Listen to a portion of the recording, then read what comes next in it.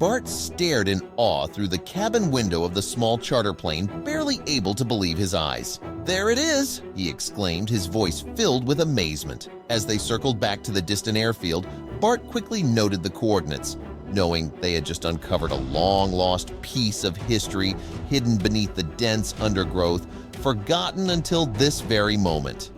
He understood the urgency now that he had pinpointed the location. If he could spot it from the sky, others with less experience might have noticed it too. Time was slipping away, and he had to reach the site before anyone else.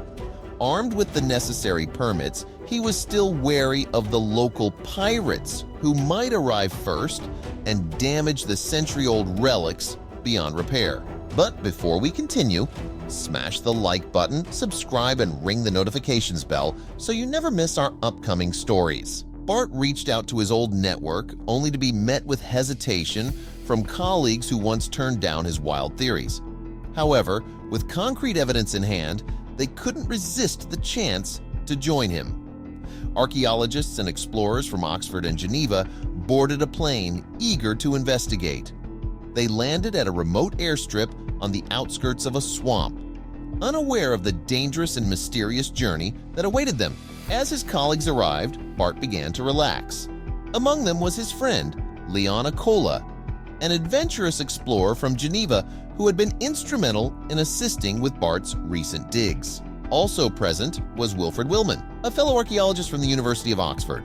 With his expertise in the field, Wilfred shared Bart's keen understanding of what they were hoping to uncover. The three men made their way through the murky swamp, with Leon leading the way. Armed with the coordinates Bart had provided, he was determined to guide them to their destination.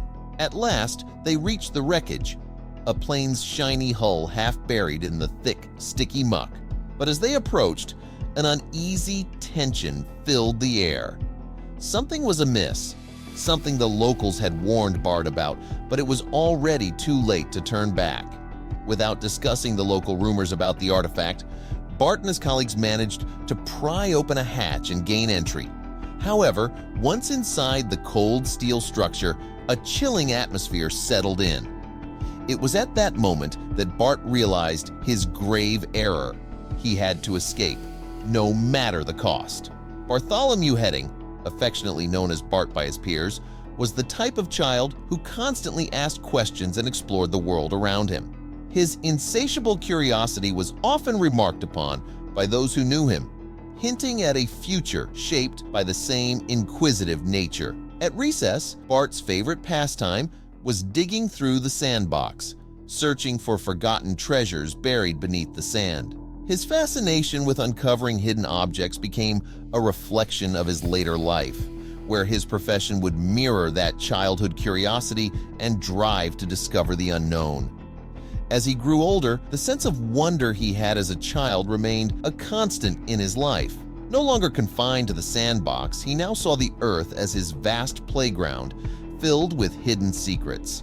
Driven by a thirst for discovery, he set his sights on unearthing ancient artifacts that had been forgotten by time. His passion led him to become a skilled archaeologist, dedicated to finding relics that had eluded the world for centuries. With a decade of experience under his belt, he was eager for his next major find. Every archaeologist has a passion project, and for him, it was World War II relics. His fascination with these artifacts had grown over the years, rooted in the stories his parents shared about his grandfather's time in the Pacific Theater. The tales of his grandfather's experiences ignited a curiosity within him to uncover lost items from the past, things that many had long forgotten. For him, each discovery was a way to connect with history and honor the legacy of those who lived through it. Bart was focused on his paper in the quiet of his office when his phone suddenly rang. The unexpected call caught him off guard. Who could it be?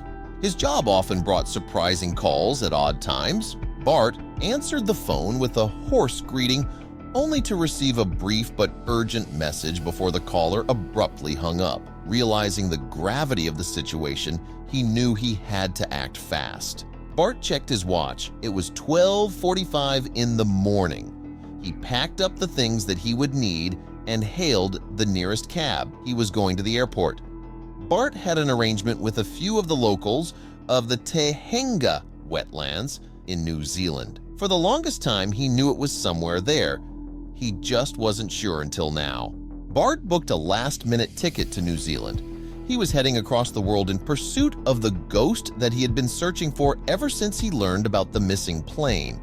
He knew his base of operations would be a dusty airfield just a few miles from the swamp where the artifact was submerged. Bart got a local guide to drive him out to the airfield, where he met with the rest of the guys that would be helping him.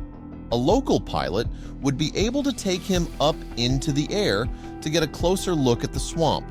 From there, he would be able to verify what his contact had told him. They had found it. That was Bart's next move. The locals didn't seem pleased with Bart's motives. He heard whispers as he walked past people on the street. It was apparent that they knew exactly what he had come for, but that's when a stranger stopped him in his tracks and told him something unsettling. They mentioned a superstitious story about the ghosts from the swamp. The local told Bart that many of the population had seen lights out in the swamp after dark. They were thought to be the ghosts of men that had died far from their own country. Bart immediately knew what they were talking about, the World War II soldiers that had died in the plane wreck, but how did they know about it? Bart decided to dismiss the stories as superstition and went on his way. He had too many things to do and so little time. He chartered the plane to give him a view of the swamp to verify the claims. The pilot took him up from the dusty airfield and circled the swamp for 20 minutes. That's when Bart first saw the metallic gleam from between the trees. It was definitely there. Bart was in love. He saw what he had known went missing in early June 1944. A crew of 10 set out from Pearl Harbor to their destination in Okinawa. It was late in World War II, and the Pacific Front was nearly over, but the men would never return to Pearl Harbor or to their families. But Bart had finally found them. He had a personal stake in this too. Bart called some of his old contacts. The same colleagues refused to go on a wild goose chase, but now that he had evidence, they couldn't refuse the offer. Fellow archaeologists and explorers from Oxford and Geneva hopped on a plane to meet him at the dusty airfield on the edge of the swamp. But they had no idea that he had ulterior motives. With his colleagues arriving, Bart felt a bit less tense. He had his friend from Geneva, Leonicola, an intrepid explorer who helped him on his last few digs. And then there was his colleague from the University of Oxford.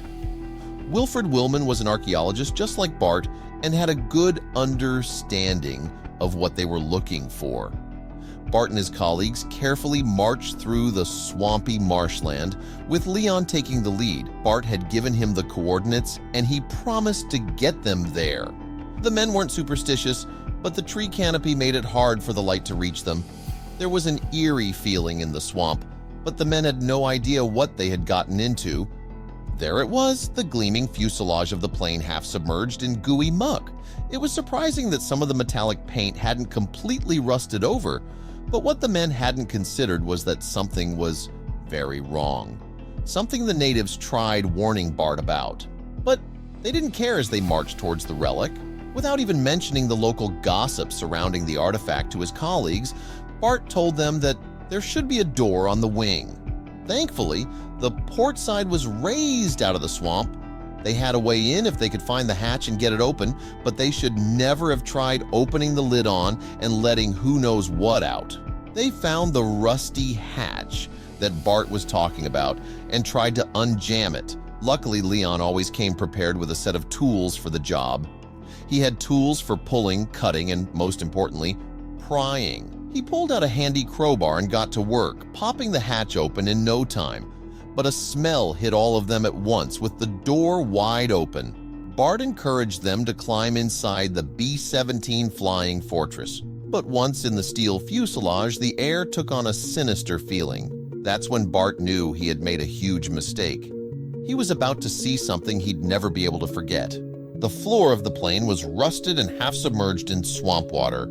But that wasn't what made them feel uneasy. It was because they weren't alone. Bart quickly realized that there were 10 other souls inside the wreck, excluding his colleagues. His hair stood up on his neck as he noticed the crew.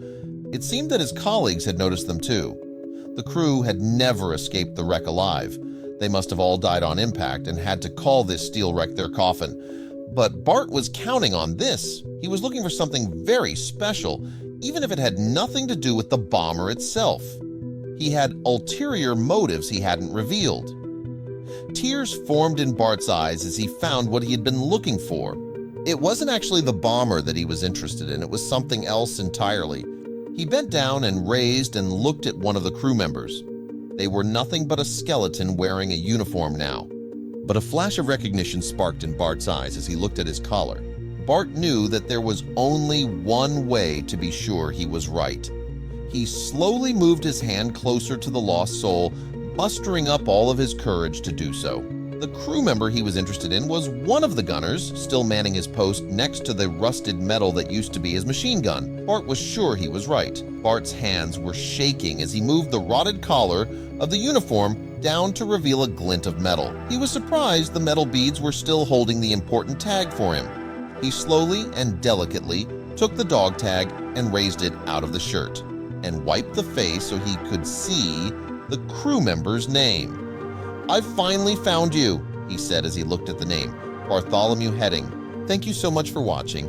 If you enjoyed the video, please don't forget to leave a like, subscribe, and ring the notifications bell so you never miss amazing tales like this one.